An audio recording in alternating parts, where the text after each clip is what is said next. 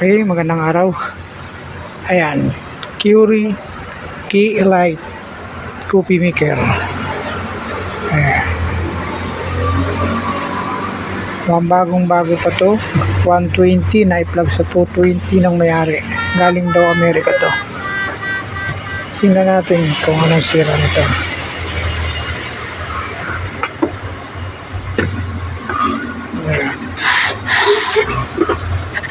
Ayan, hindi pa nila ito nagagamit. Gagamitin pa lang nila, na-plug na sa 220. Ayan. Okay. Buksan natin. Share ko sa inyo kung paano natin ito kakalasin. Para ma-check natin kung ano sira.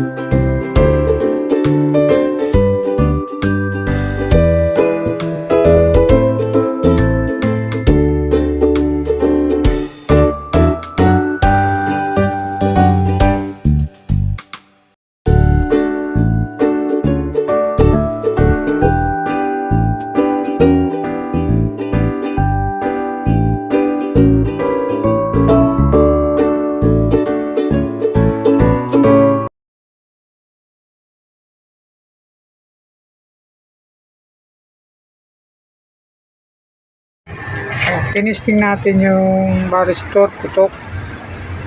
Yung diode nya, shorted. Yung resistor na 10 ohms open. Subukan natin palitan yung tatlong yan. Tingnan natin kung gagana na. Okay. Balikan ko kayo. Kaya na, palitan na natin yung tatlong pyesang nasira. Yung resistor, varistor, tsaka diode. Ayan. Yung diode. Bali, tatlo yung nasira. Saksak natin para makita natin kung okay na yung power niya. Testing natin.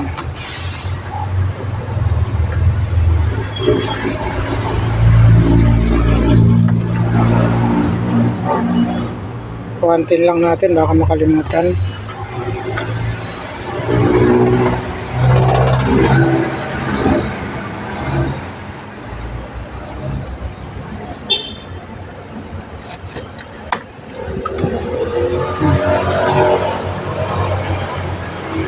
Ayan. Ayan. Mapapansin nyo, may power na. Ayan. Yun lang naging sira niya, yung varistor, tsaka yung resistor, and then yung diode. Yung tatlong yun.